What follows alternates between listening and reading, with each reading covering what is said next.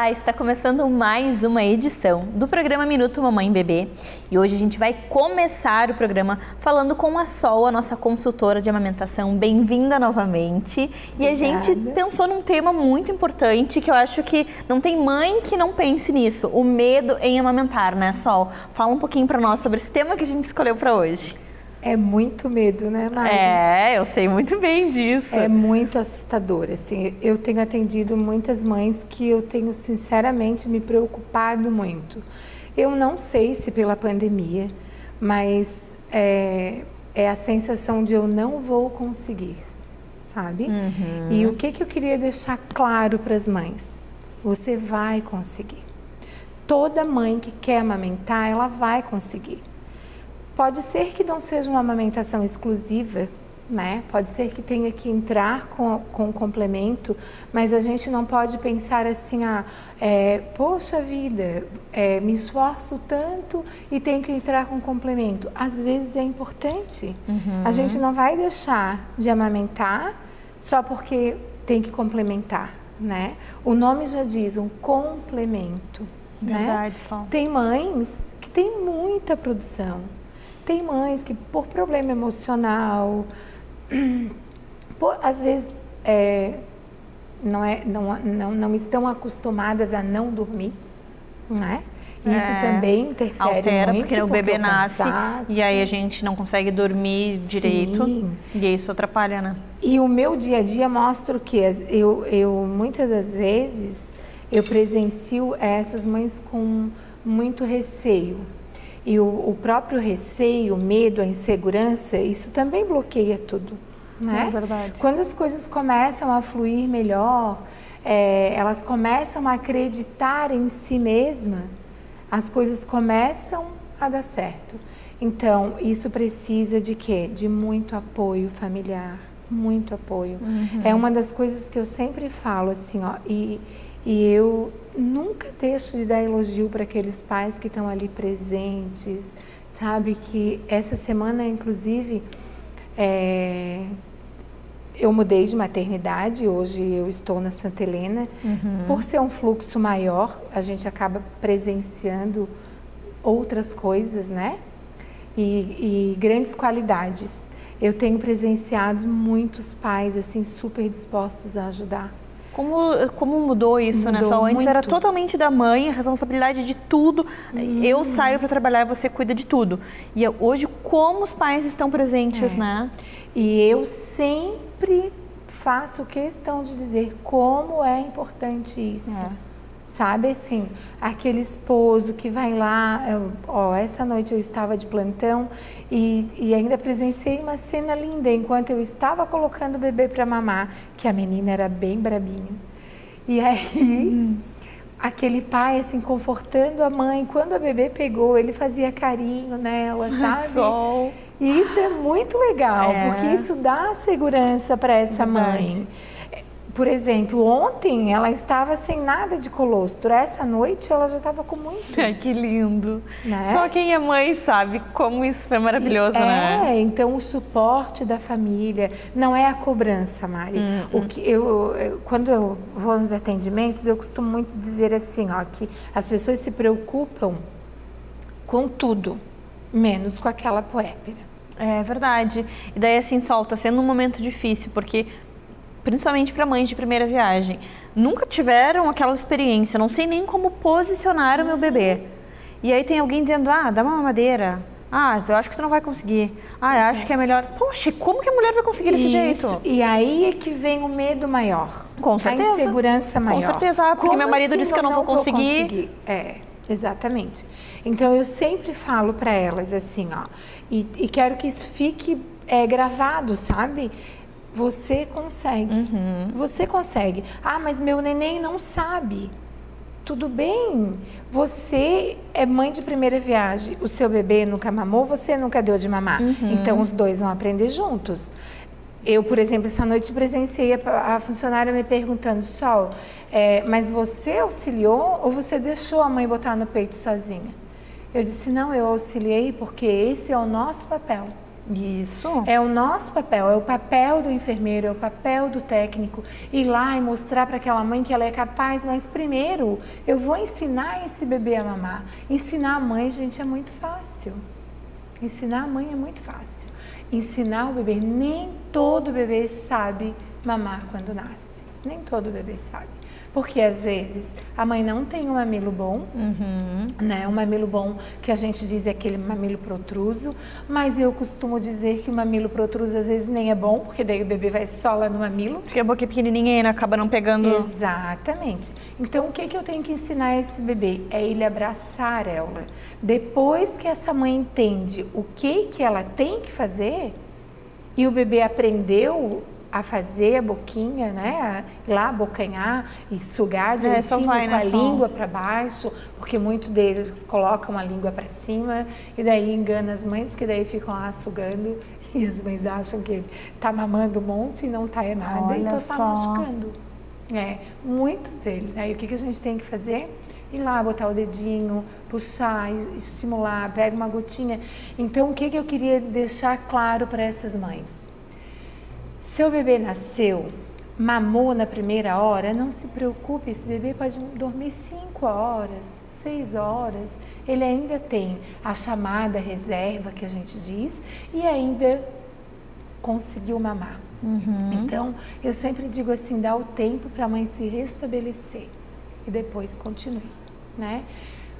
O bebê está dormindo, não mamou no primeiro horário, está muito dorminhoco, você já se restabeleceu e esse bebê não acordou, vai lá, massageie sua mama, bota um pouquinho de colostro no seu dedinho, limpo, claro, né? Sim. Lava, passa álcool, deixa secar, unha curta, né? Sempre muito curta, vai lá, bota o colostrinho, vai botando na boquinha do bebê, estimula, vai de novo. Quando o bebê dá o clique, meu leitinho. E aí vai, né, Sol? É bem isso que acontece. E aí, a mãe se presencia isso, ela acaba perdendo o medo. Eu não tenho, o bebê não está sugando, o que eu faço? Eu presencio isso todos os dias. É o desespero. Sol, eu vivi isso e dá muito medo. Dá muito medo de colocar, será que vai doer? Eu não sei se está mamando, é muito difícil. Só que é bem isso, depois que dá certo... Tu sente confiança, tu vê que o bebê consegue e aí dá uma dor de ver que muitas mulheres desistem porque deixam o medo dominar. Sim, né? Eu sempre digo que é uma dose, sabe? E aí vem a cobrança das pessoas. O bebê tá mamando? Como que ninguém se preocupa? Você está precisando de algo? Você quer que eu vá na sua casa lavar a sua louça? Ninguém se preocupa com isso. Então é muita cobrança, cobrança, cobrança, cobrança. E a puérpera acaba se autocobrando. Então eu sempre digo, não se autocobre. Deixa as coisas acontecerem, é assim que tem que ser. E vai dar certo. Vai dar certo. Obrigada, Sol, por nos ajudar a levar essas informações para as mulheres, para encorajar essas mulheres, porque amamentar é o maior ato de amor que a gente pode ter por um filho. Então não desistam. E a minha dica é, tenham uma consultora de amamentação. De preferência quem mora aqui em Florianópolis, Palhoça, São José, a Sol. E quem mora em outros lugares, procure uma enfermeira, uma consultora de amamentação e realize esse ato de amor pelo seu filho. Obrigada. Até o nosso próximo encontro. Até.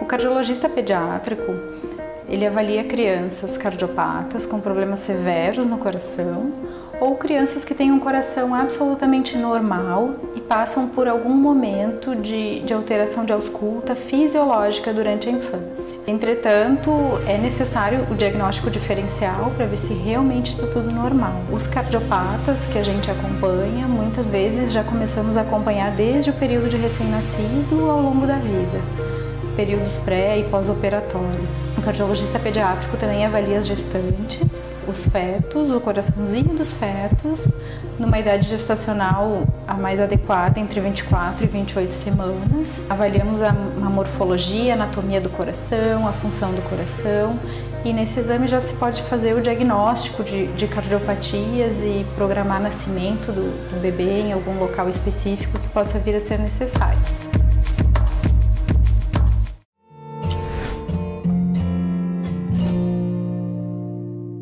Agora a gente vai falar sobre ingestão de corpo estranho com a nossa gastropede. Bem-vinda novamente ao nosso programa. Obrigada, Mari. Meu Deus, e não é que as crianças engolem diversos objetos, Camila? Me conta, o que essas crianças engolem? Comida que é bom, elas não comem.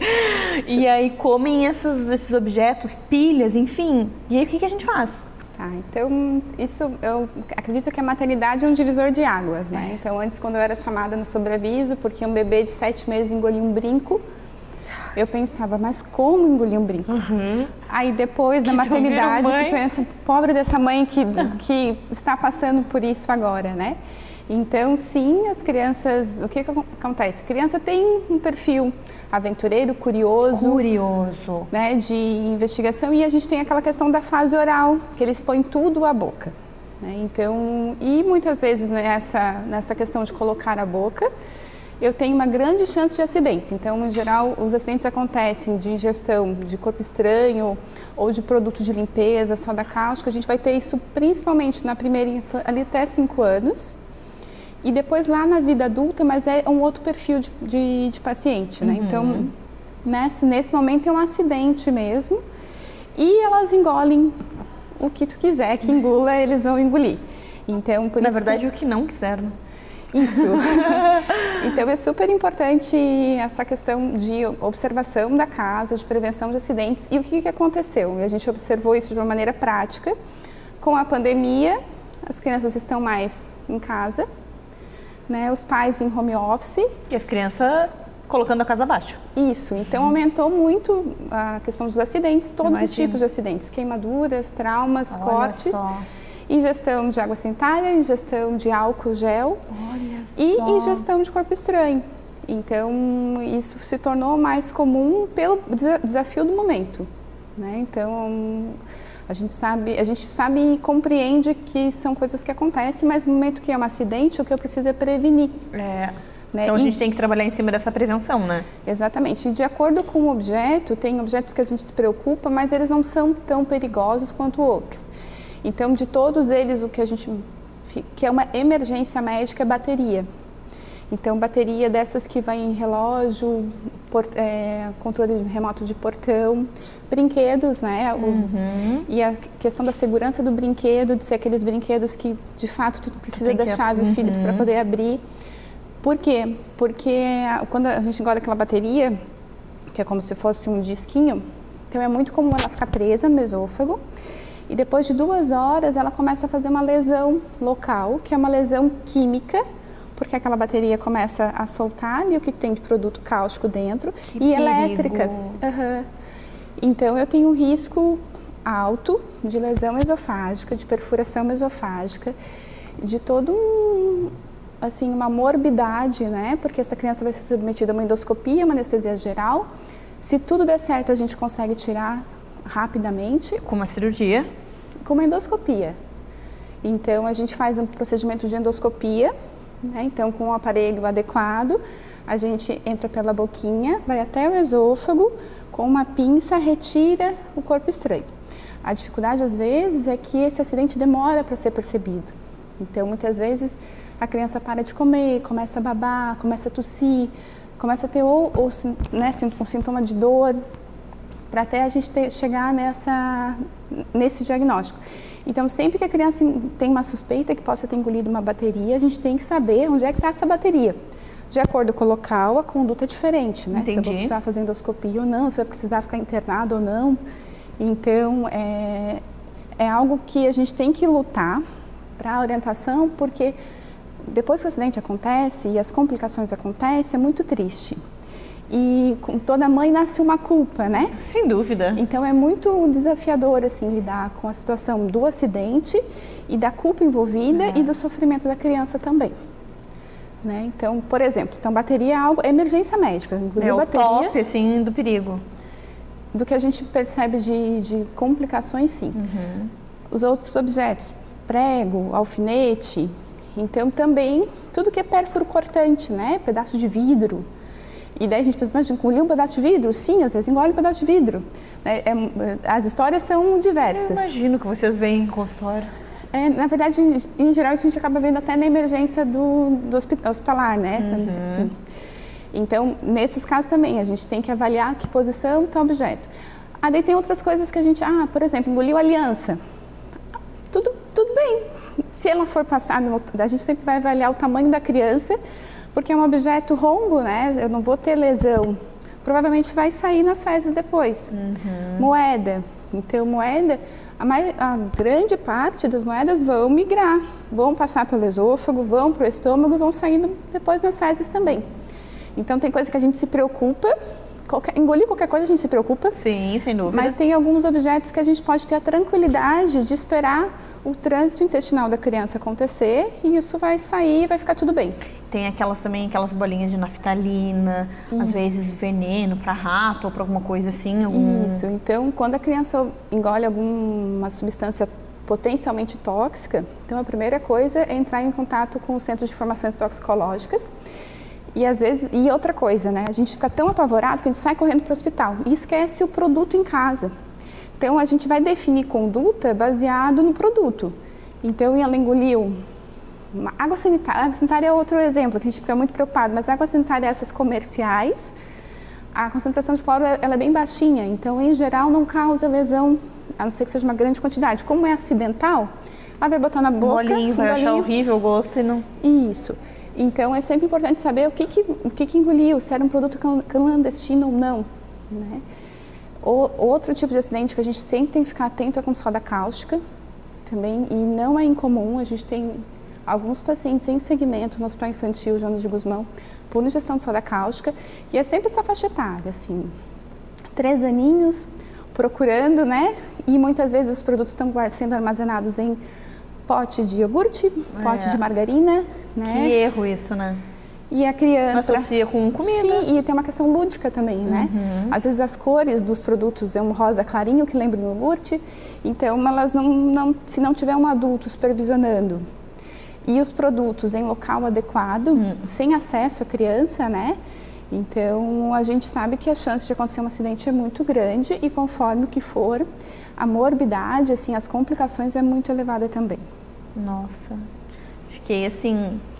Vamos revisar a casa, né? A gente eu já tomo esse cuidado, mas agora dá um susto, assim, eu acho que realmente é isso, sabe? O nosso papel aqui é falar para as mães que é muito perigoso e que lugar de produto que criança não pode pegar é em um lugar onde criança não alcança. E muitas crianças ainda pegam bancos e cadeiras, então assim, a gente tem que estar de olho 24 horas, né? Não adianta, eles fazem as coisas, eles têm curiosidade, mas é bom saber o que a gente tem que fazer quando isso acontece. E muito obrigada por dividir conosco tanto conhecimento e ajudar as mamães a dar esse start, organizar as coisas no seu lugar e saber se caso aconteça algum episódio desse, o que fazer. Sim, sempre vale a pena revisar a casa, e quando a gente vai numa casa de um familiar, né, a gente sabe agora na pandemia a gente quer ficar em casa, né, mas é muito comum às vezes o acidente acontecer fora da casa da gente. Porque, às vezes, o olhar do adulto que não tem uma criança pequena em casa é diferente, então o teu olhar tem que estar atento. Verdade. Nossa, adorei. Até o próximo encontro. Obrigada, Mari.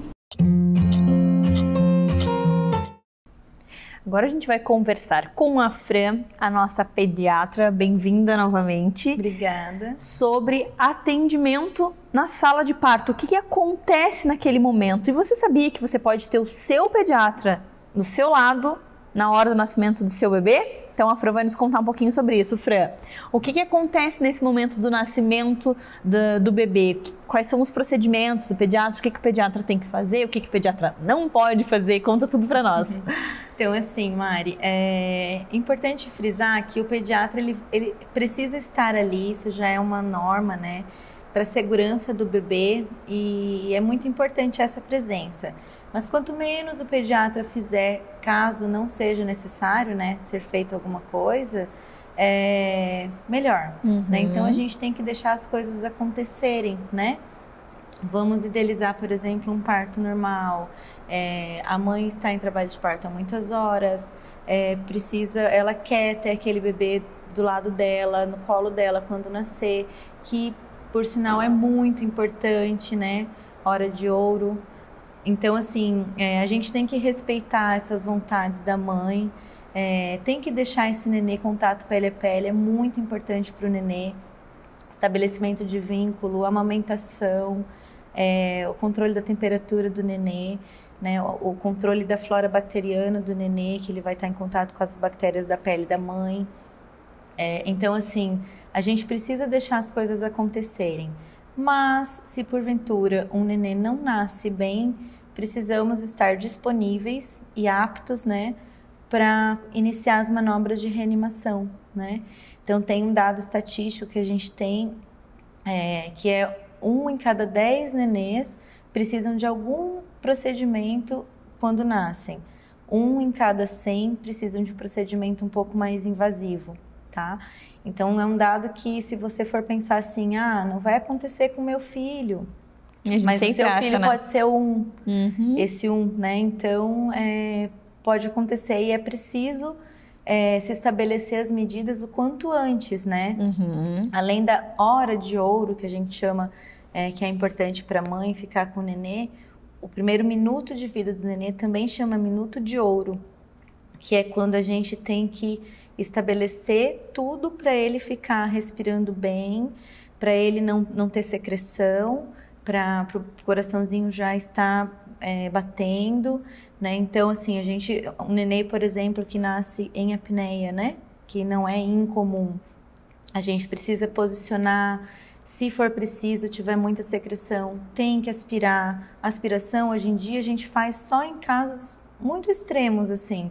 Mas, se preciso, tem que fazer. Mas antes era algo que se fazia sempre, né? De rotina, antes se fazia. E antes, o bebê nascia e ele já ia lá. Isso. Para pesagem, para verificar a cabecinha, o tamanho do perímetro cefálico, altura, fazer a aspiração nasal, colocava até na gargantinha. Isso. E por que isso mudou? Porque hoje a gente está vivendo uma era mais humanizada? Isso.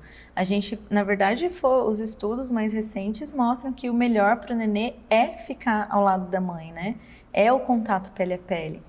Isso é muito importante para tudo, para o resto da vida desse nenê, né? Mas em algumas situações, a gente precisa romper esse ciclo um pouquinho mais cedo, né? Então, como é que acontece, por exemplo, num parto que aconteceu tudo lindo, perfeito, que ninguém precisou de assistência, nem mãe, nem nenê, né? Ele vai para o colo da mãe e nós, pediatras, voltamos depois. Claro que a gente, desde o momento que o nenê nasce, estamos de olho, né? Claro. Para ver se está tudo certo. Auscultamos o coraçãozinho no colo da mãe, né? Tá batendo, ele tá respirando, a cor já melhorou. A gente avalia a vitalidade do nenê, né? Se tá tudo bem, a gente vai deixar aquele nenê ali no colo da mãe. Depois a gente vai voltar e fazer os cuidados que a gente precisa fazer. Que lindo, né? que sem respeitoso. Sem urgência, isso. Que lindo. Fran, a gente sabe também que existe o pré-natal pediátrico. E assim, se tu já tens um pediatra desde o pré-natal, tu pode ter esse pediatra contigo na hora do nascimento, para não ser um plantonista, para não ser uma pessoa diferente, para uma pessoa que tu já combinou tudo, que tu já conversou, estar ao teu lado? Sim, é bem interessante essa questão do chamado pediátrico, né? Porque o que acontece, né? O pediatra que está no plantão, ele é um pediatra que ele não vai estar disponível somente para o teu neném. Sim, ele vai estar... Né? Partos acontecem ao todo tempo, né? Então, pode ser que aconteçam 2 partos ao mesmo tempo e a assistência, a gente não tem como escolher, né? Qual que eu vou agora? Eu vou no que for acontecer primeiro. E daí, deu tudo certo, vou para o outro parto. E às vezes é lá no centro cirúrgico. E daí demora um pouco para chegar, porque não é um do lado do outro, né? Então, e fora isso, tem todas as condutas, né, que o pediatra toma no alojamento conjunto. Se você já conversou com o pediatra, ele vai ser o pediatra do teu filho que vai acompanhar. E ele vai visitar o nenê, que a gente fala passar visita, né? No dia seguinte, no dia posterior e dar alta, as coisas fluem melhor, né? Ter aquele momento do teu parto, né? Que eu digo sempre que tem 2 protagonistas, né? A gente fala muito no parto como sendo da mãe, né? Mas tem um nenê ali que também é protagonista. Verdade. Então, a gente não pode se esquecer que o nenê faz parte disso tudo, né? O obstetra vai conduzir essa mãe e o pediatra é quem vai conduzir essa criança. Tem duas pessoinhas ali, um Isso. bebê e uma mãe. Então Isso. precisamos de duas pessoas para cuidar, um da mãe e um do bebê. Fran, adorei. Isso. Muito obrigada por dividir conosco tanto conteúdo, tanto conhecimento, por trazer temas tão importantes, significativos, para a gente ajudar essas mães que nos acompanham a compreender um pouquinho mais sobre tudo que a gente tem direito, sobre essas mudanças que a medicina vem passando, ainda bem, né? Que vem Isso, que passando bom, né? e que vem humanizando tudo isso. Muito obrigada, até o próximo encontro. Até mais. Você já ouviu falar em LPF? Essa sigla está sendo muito falada na internet, em todas as redes de mulheres. E hoje eu trouxe a nossa fisioterapeuta, a Ari, para nos explicar um pouquinho sobre a LPF. Bem-vinda novamente. Me traduz que sigla é essa e me conta o que é isso, que as mulheres só falam sobre isso. Então, tudo bem, Mari? Tudo bom. O LPF é a sigla de Low Pressure Fitness. É uma atividade, eu sou apaixonada. Eu trabalho há algum tempo já. Esses exercícios, eles ajudam na redução de medidas. Olha, só por isso que as mulheres só falam nisso? Sim, a primeira coisa, né? Reduz de 4 a 12 centímetros de circunferência abdominal. Mas tem que ter disciplina para fazer. Eu aposto que tu deve puxar. Tu tem essa cara de boazinha, mas lá no estúdio tu deve puxar a mulherada. Hoje em dia. Que bom, né? Eu adoro. Alivia as dores, porque a gente trabalha a nível facial. Aí fazendo esse equilíbrio, tirando as tensões, equilibrando o nosso corpo. Ajuda em tratamento de incontinência urinária, que também acontece bastante, principalmente né? depois do parto, né? Sim. Hoje já tem relatos de meninas novas achando que isso é normal. Olha só. E aí, tá meio triste já a nossa geração. Ajuda nessa questão e principalmente no pós-parto para fechar a diástase, que ela se abre naturalmente, é um plus o LPF para a gente fazer essa ativação. Como as mãezinhas não podem fazer abdominais normais logo após o parto, a gente já introduz o LPF. Então, assim, depois do parto já pode começar a fazer LPF. Se for cesárea, os dois partos vai depender da liberação médica. Com certeza. Se for parto normal, vai ser depois de 1 mês, tá ok. Uma cesárea, uns 3 meses mais ou menos. Entendi. E daí como é que funciona, Ari? Como é que acontece essa magia? Então, o LPF a gente trabalha no estúdio, em média 45, 50 minutos, práticas. Trabalhamos com liberação miofascial antes da prática. Eu brinco com as meninas para amaciar a carne e receber os estímulos Que novos. legal! E aí a gente vai fazer exercícios que já foram testados, que são todos pensados nos grupos para a gente ter realmente esse resultado. E depois disso, depois que elas vão para casa, elas têm a obrigação, elas e eles, porque homens também podem fazer. Sério? Sim, homens também podem? Sim, tem vários alunos, homens também. Olha aí os papais que estão nos acompanhando também, olha aí, ó. Pode deixar toda. o abdômen mais definidinho. Sim, super. Depois que elas saem do estúdio, elas precisam tirar 5 minutos do dia para fazer um dos exercícios propostos em aula. E eu falo muito para elas que esses 5 minutos precisam ser 5 minutos extremamente agradáveis. Geralmente é os 5 minutos do dia delas que elas vão botar uma musiquinha gostosinha, que elas gostem, para ser uma coisa relaxante. Como a gente está trabalhando com fáscia, a gente quer fazer uma reprogramação do corpo, precisa trazer essa informação positiva. Entendi. E aí, para ter os resultados.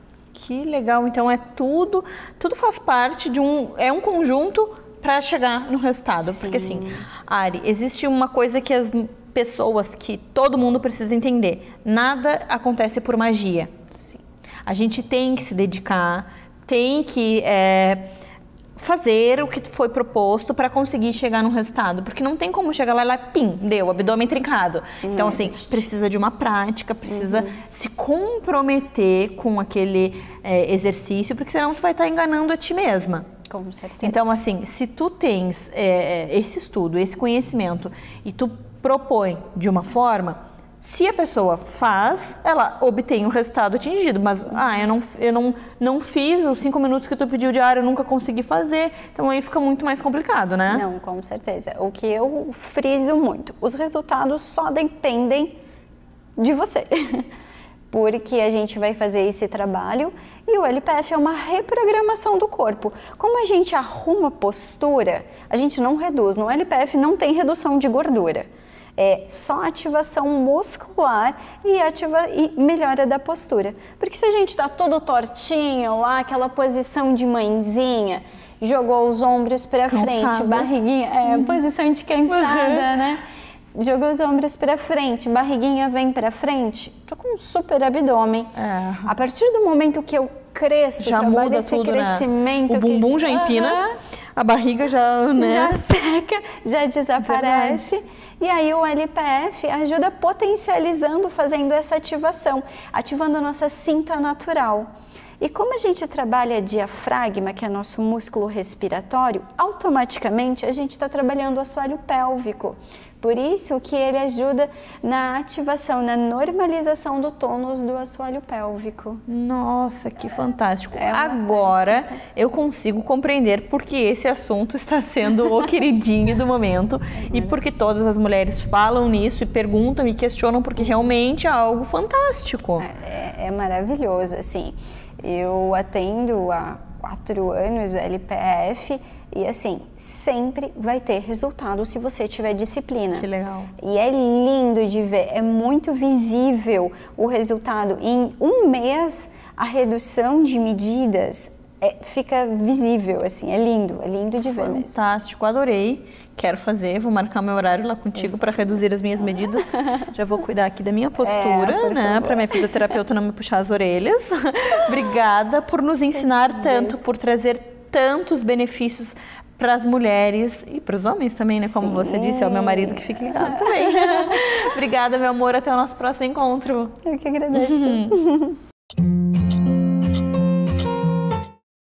Agora eu quero apresentar para você a nossa psicóloga perinatal do programa, a Cris. Bem-vinda ao nosso programa. Obrigada por aceitar esse desafio de gerar conteúdo, levar informação de qualidade para as mães, ainda mais sobre essa escolha que você fez para sua vida, porque a gente sabe que é muito importante ter uma psicóloga conosco e isso a gente vai falar daqui um pouquinho. Primeiro eu queria que tu te apresentasse, falasse um pouquinho para nós sobre a tua formação, um pouquinho de você, que a gente sabe que eu sei que você tem 2 filhotas, então conta um pouquinho da Cris para nós. Tá. Então, a minha formação foi em 2009, eu me formei em 2009 e sempre quis trabalhar com clínica. Então, trabalhei durante 10 anos, mas tive uma pausa para ter a minha primeira filha. Eu sempre dá essas pausas. E aí, eu fiquei 2 anos e meio com ela, para curtir bastante e até porque ela não se adaptava tão bem na escola. Olha só. Então, preferi ficar com ela e aí depois fui voltando aos poucos para a clínica. Então, meu foco sempre foi a clínica, né? E aí, depois, com a minha segunda gestação... Quantos anos de diferença elas têm? Tem 8 anos de diferença. 8 anos. Então, na minha segunda gestação é que eu vi a importância de ter um acompanhamento de psicólogo durante a gestação, antes até, né, quando você está se preparando para engravidar. Não consegue. Né? E aquilo que a gente fala, quando vira uma luta, né, é difícil de conseguir engravidar e você cria toda aquela expectativa. Como é que fica o teu emocional? Isso, a gente fica com muita ansiedade, né? Isso atrapalha, né, criança? E isso atrapalha demais para engravidar, atrapalha durante a gestação e aí agrava no pós-parto. Olha só. E aí que eu resolvi fazer essa minha segunda pós-graduação em psicologia perinatal para atender todas essas demandas e porque eu sei que tem muitas mães que precisam também dessa ajuda, né? Como a maternidade transforma a gente e tu sendo mãe de 2 crianças, tu viveu isso. Então, assim, além de toda aquela no teórico, tem o prático. Exato. E, assim, tu amamenta, tu passa noites em claro. Então, quando chega uma mãe no teu consultório te falando isso, tu não vai falar sobre o que tu leu, tu vai falar também sobre o que tu vive, que tu viveu. Exato. É diferente, né, Cris? É muito diferente, é muito diferente. Inclusive, assim, a gente tem uma empatia por essa mãe. A gente se coloca no lugar. A gente se coloca no lugar dessa mãe, porque a gente sabe o quanto é difícil mesmo, né? Eu acho que, assim, a sociedade, ela coloca a maternidade muito como cor-de-rosa, como a perfeição, né? E aí a gente precisa dizer um pouco mais da realidade para essas mães. Sim, e daí, assim, na minha casa não tá sendo esse cor-de-rosa que eu vejo na internet, então eu sou uma péssima mãe. Isso. E aí eu brigo com meu marido e aí já dá toda aquela... Quantas mulheres se separam depois de ter filhos? Muitas. É muito difícil, Cris, tudo isso, assim, sabe? E a gente entender que tem a parte hormonal, que é muita coisa acontecendo, então, assim, só um profissional mesmo, capacitado, qualificado para ajudar a gente a compreender todas essas mudanças e dificuldades, né? É isso mesmo. E daí, quando tu recebe essas mulheres, assim, o que tu aborda com elas? Lógico que cada mulher traz uma necessidade diferente, mas o que mais tu vê, assim, na dificuldade de amamentação, briga no casamento? Assim, ó, já começa com a própria criação que ela teve. E aí, o que eu vou passar para o meu filho? É um aprendizado, sabe? Ela já começa a aprender tudo que ela aprendeu com a mãe dela, ela já começa a viver aquele momento, ela tem um olhar para a mãe dela já completamente diferente do que ela tinha antes, porque agora ela é mãe, né? Então, a gente aborda também isso, a gente também aborda a infância dessa mãe. Olha, e qual é a expectativa dela para ser mãe, sabe? Agora, o que mais aparece é a ansiedade. A ansiedade para, será que eu vou dar conta? Será que é isso mesmo que eu queria? Daí vem aquele sentimento de ambivalência, sabe? Eu queria tanto engravidar e agora que eu estou grávida, será que é isso mesmo que eu quero? Tem a questão de quando que não tem aquele amor ainda no primeiro momento, isso, né? Mas a gente sabe que o amor é um prédio em construção, de tijolinho em tijolinho, dia após dia. Então, assim, claro que tem mães que já saem apaixonadas, mas tem mães que não nasceu aquele sentimento ainda. E aí a gente se apavora por tudo, assim, né? Isso, E aí vem a questão também da depressão pós-parto. Por que é tão importante vir o psicólogo para tratar isso? Porque a gente já consegue identificar desde a gestação se tem uma depressão ali, se a mãe já está já tem problemas antes, exatamente, né? Que só vão agravar depois da gestação. Não foi a gestação que trouxe aquilo, a gestação só mostrou o que já estava vindo. O que já estava vindo, o que já estava escondidinho ali. E aí, com essa explosão de emoção, de hormônios, vem também aquelas coisinhas que estavam escondidas e aí se transforma em depressão, se transforma em ansiedade. Então, para a gente prevenir isso, claro, nem sempre dá para prevenir, né? Mas na maior parte das vezes dá para prevenir tudo isso, dá para a gente orientar pelo menos essa gestante ou essa mãe que já está com o bebê, né? E aí também tem a questão da amamentação. Enfim, tem muitas questões que aparecem na clínica e que é muito importante esse acompanhamento do psicólogo para não estourar mais questões emocionais, para essa mãe perceber não afetar que... a saúde da mulher, porque daqui a pouco ela não está mais comendo, não está mais dormindo, não está mais se reconhecendo. É muito difícil. Então, assim, um profissional que te ajude a compreender tudo para que não chegue nesse ponto, não tem preço, né? Com certeza. É qualidade de vida, qualidade de se vida. Amar. Porque para você amar o seu filho, você precisa se amar primeiro. Exato. Então, assim, vamos resolver o que está acontecendo com essa mãe para aí ela ser a melhor mãe que ela consegue ser, né? Exato. Sem comparação, né? Que também tem muito isso. Principalmente agora com as redes sociais, né? Então, é aquela mãe famosa, tá linda, sempre perfeita, e eu tô aqui que um bagaço, como elas falam, né? Com barriga de pós-parto, cabelo com coque, olheira. Exatamente. Aí atendendo sempre suja, né? De vazando leite. Vômito da criança, né? Então, mas essa é a maternidade real. Essa é a maternidade real, eu é passei, isso aí. E todas passam, e assim, o que a gente vê na internet não é a realidade, assim, ou às vezes a pessoa tem uma rede de apoio gigantesca e não está dando a atenção que a gente está querendo dar para aquela criança, enfim, o importante é que não haja essa comparação. Isso é mais importante.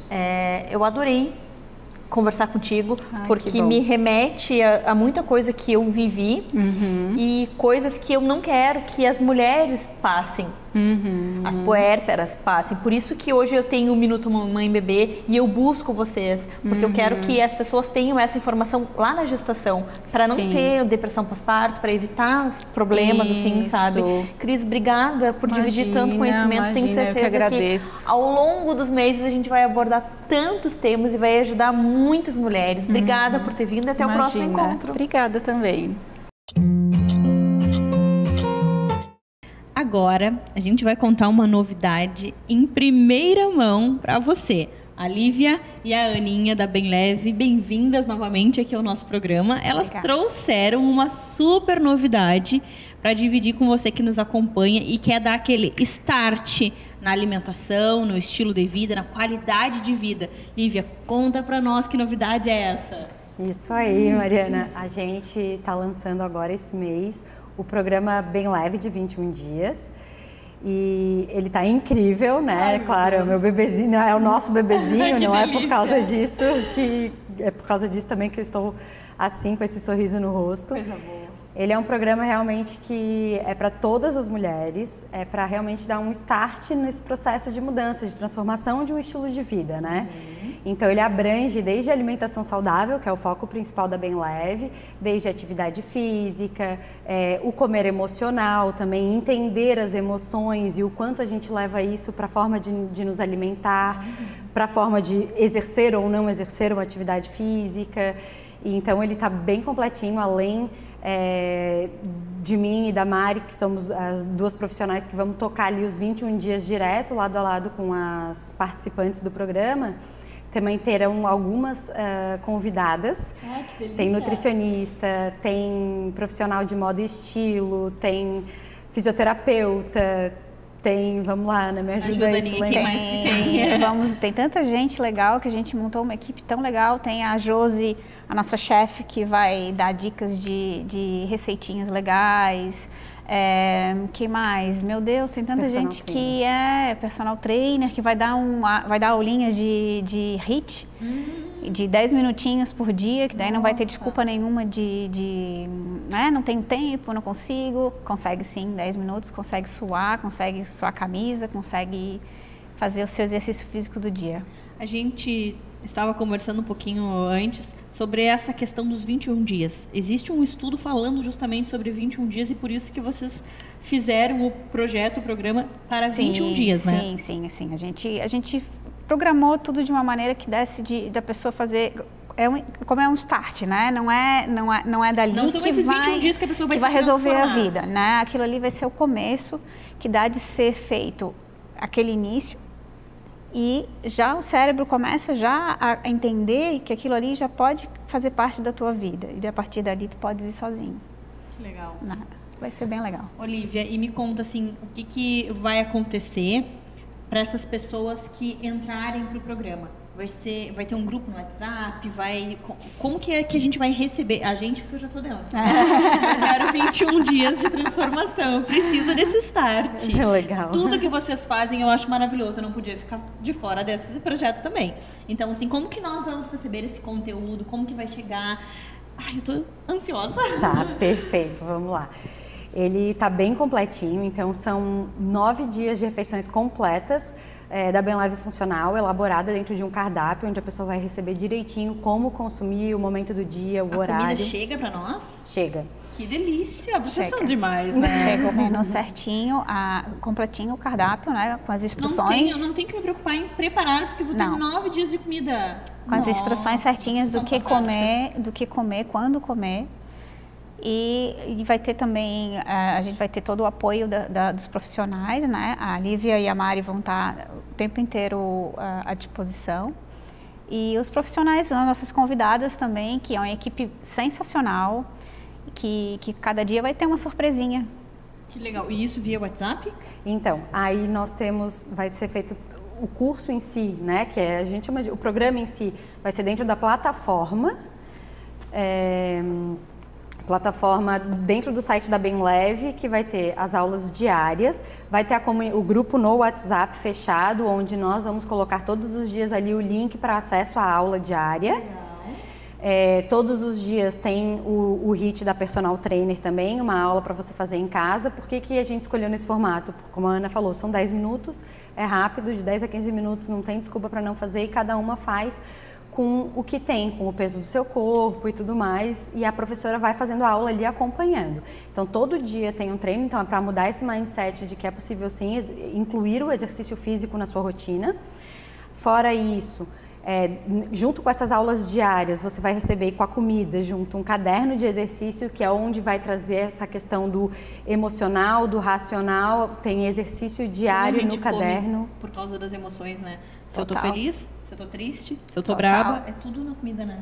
Se eu quero comemorar, se eu quero chorar, aí tem a desculpa da comida. Então, entender essas emoções, e aí a gente tem aulas, as aulas justamente também trazem esse foco para a gente entender o que faz a gente sair de um plano alimentar e tudo mais. Aí, se me perguntarem, são 9 dias de alimentação completa e os outros 12, né? Tem um cardápio de sugestão elaborado por uma nutricionista funcional. Junto também vai ter um PDF, que é um e-book de receitas também elaborado por essa nutricionista, então você poder fazer em casa. Lista de compras, tudo isso vai estar organizado. Tá tudo entregue para a pessoa realmente mudar o estilo de vida, né? Vocês pensaram em todos os detalhes. Sim, todos os detalhes para dar realmente essa nossa intenção, né? Dar o start para um prolongamento de uma vida saudável e melhor, né? Porque tudo vem, né? E me explica, para adquirir, para entrar nesse grupo, como é que a gente faz? O lançamento ainda não foi feito, né? A gente está falando em primeira mão, né? Mas vai ser tudo através do nosso site. Entendi. Então... em breve a gente dá as notícias mais certinhas. Então, assim, entendam. Agora, essa entrevista é só para vocês ficarem com muita curiosidade, para entenderem tudo que vem de bom pela frente. E sigam acompanhando elas nas redes sociais, no Instagram, que vocês vão postando lá o passo a passo para a gente saber como adquirir. É isso? Isso mesmo. Exatamente. Amei. Tenho certeza que você que está nos assistindo também. Se está comendo compulsivamente, se está com dificuldade de se exercitar, chegou o momento para o start na sua vida. Você vai ficar leve, que nem essas maravilhosas da Bem Leve. Então, assim, acompanhem elas lá nas redes sociais, é só digitar @BemLeveFuncional. Tem o Instagram delas lá, depois também tem o Instagram particular, que elas postam as delícias que elas fazem em casa, porque elas são fitness em casa também. Então, logo, logo, elas vão revelar para vocês como faz para fazer parte do nosso grupo, porque eu já falei, eu tô dentro, né? Obrigada, meninas, e até a próxima. Obrigada. Agora a gente vai falar sobre saída de secreção pelos mamilos, quando não está amamentando. Isso não é normal, né, Tami? Bem-vinda novamente. Então, explica um pouquinho para nós sobre esse tema. Assim, a gente sabe que quando está amamentando é uma situação, e agora quando a mulher não está amamentando, não está grávida, por que sai um fluxo, o que acontece? Alerta, perigo, conta tudo para nós. Então, quando sai secreção pelo mamilo fora do período lactacional, a gente chama isso de descarga papilar. Pode ser descarga papilar, derrame papilar, fluxo papilar, tudo se trata da mesma coisa, né? Tem vários nomes para a mesma coisa. Tem vários nomes para a mesma coisa, o nome é conceitual mesmo, né? A gente tem alguns tipos de secreção que podem sair pelo mamilo fora do período lactacional, que seriam a secreção tipo leite, que é a galactorreia. A gente pode ter uma secreção tipo sanguinolenta, a gente pode ter uma secreção amarelada, a gente pode ter uma secreção transparente, tipo água de rocha. E cada característica vai fazer a gente pensar num diagnóstico específico, né? Então, pode ser normal, mas às vezes pode estar relacionado a alguma doença. Então, quando sai secreção pelo mamilo fora do período lactacional, é legal que seja investigado sim, tá? Quando sai leite pelo mamilo fora do período lactacional, a gente chama isso de galactorreia. A galactorreia, ela pode ser fisiológica, mas ela geralmente está associada a alguma alteração. Pode ser uso de medicação, pode ser alguma alteração hormonal, mas geralmente ela tem que ser investigada. Quando sai secreção que não tipo leite, é legal sempre ter exames de imagem da mama para descartar alguma coisa que possa estar associada a isso. Se a paciente tem mais de 40 anos, é bom que a gente faça uma mamografia com ultrassom. Se a paciente tem menos de 40 anos, às vezes só o ultrassom é o suficiente para a gente investigar se isso é um nódulo que está causando a saída de secreção pelo mamilo ou se realmente é uma alteração que a gente vai precisar investigar de uma outra forma. Fazendo o exame e vendo que não tem nada nas mamas e se a paciente não tem um fator de risco maior, saiu secreção tipo esverdeada ou amarelada, a gente geralmente não precisa se preocupar. Geralmente ela é fisiológica e não está associada a nenhuma patologia propriamente dita. Tem algumas secreções que a gente se preocupa mais, assim, quando é que a gente vai se preocupar? Quando a secreção ela é sanguinolenta ou quando a secreção ela é hialina, ela é transparente tipo água de rocha, ela é bem clarinha, ela não é amarelada, né? E tem algumas características que fazem a gente se preocupar um pouquinho mais também. Quando a secreção sai espontaneamente, então quando a secreção sai sozinha, sujou o sutiã, sem ter apertado, né? Aquela secreção que ela vem na expressão, ela geralmente ela é menos preocupante. Às vezes pela própria expressão vigorosa ou contínua, a gente pode produzir secreção pelo mamilo. Entendi. A gente pode ter também a secreção que ela é uniductal, sai por um único caninho, um único ductozinho, ou a secreção que ela é multiductal. A multiductal geralmente ela é fisiológica também, ela não está associada a nenhuma doença. A uniductal geralmente precisa prosseguir a investigação também. E quando não está associada a nenhuma doença, você falou que às vezes é por fazer, né, uma pressão ali e produzir. Tem mais algum outro motivo para isso acontecer? É bem comum e tem alguma idade mais específica? Não é tão comum, mas acontece. E aí, quando é fisiológica, quando a gente descobre que não tem nenhuma doença associada e não tem nenhum desses critérios de preocupação, geralmente a tranquilização da paciente, a orientação para não manipular, né, costuma melhorar. Dificilmente a paciente fica com isso para o resto da vida, saindo espontaneamente. O mais comum é essa secreção que vem quando aperta, né? E às vezes a gente está lá, a paciente está preocupada, pensando em alguma coisa, acabou manipulando para ver se sai secreção e acaba saindo porque manipulou. Então, isso vai gerando um ciclo, né? Entendi. Mas a secreção que sai só na manipulação, às vezes só pela orientação, já fez os exames, viu que está tudo bem, não manipulou mais, ela acaba parando e se resolvendo sozinha. E aí não precisa medicamento, não precisa nada, fez o diagnóstico, viu tudo, não é... Confirmando que é fisiológica, não precisa de nada, né? Às vezes eu poderia ter um nódulo benigno nascendo dentro do ducto mamário, mais comum associado ao papiloma, e aí pode precisar de um tratamento cirúrgico, né? A gente retira esse papiloma e ele para de sair secreção também. E muito raramente, a exceção poderia estar associado a câncer, e aí nesse momento dos exames de imagem, a gente já consegue detectar e tratar, né? Então, assim, o que a gente tem que deixar bem claro e frisar é a importância de qualquer sintoma, qualquer gotinha que sair da mama, buscar um profissional para entender que gota é essa. Isso. Porque se tu não está amamentando, não está num período onde tu tem que produzir algum líquido ali dentro da tua mama e está saindo, ou seja, da cor que for, com sangue amarelinho, transparente, tem que procurar um profissional para avaliar. E não se desesperar, né? É isso daí que a gente vem fazendo aqui, né? É tentar incentivar as mulheres a não se desesperarem com qualquer coisa, né? Lógico que não é qualquer coisa, mas a gente sempre se apavora por tudo, justamente por não ter conhecimento. Então a gente está aqui ajudando as pessoas a ter o conhecimento para manter a calma e buscar um médico, que o médico vai saber orientar, vai fazer todos os exames. Às vezes isso já acontece há mais tempo, aconteceu há 3 anos, e a pessoa nem investigou, enfim. Eu sou a favor de qualquer mudança no corpo, vá no médico. Porque vocês que sabem, vocês estudaram, vocês têm um embasamento para ajudar a gente. E assim, quanto antes a gente descobre alguma coisa, melhor para um tratamento, né? E a mulher se conhece, né? Exatamente. Se aparecer uma coisa fora do habitual, fora do padrão, sentir um nódulo diferente, sair uma secreção que não saía antes, que não foi investigada, não tem por que ficar na dúvida, né? Tem que investigar. Tami, muito obrigada, adorei.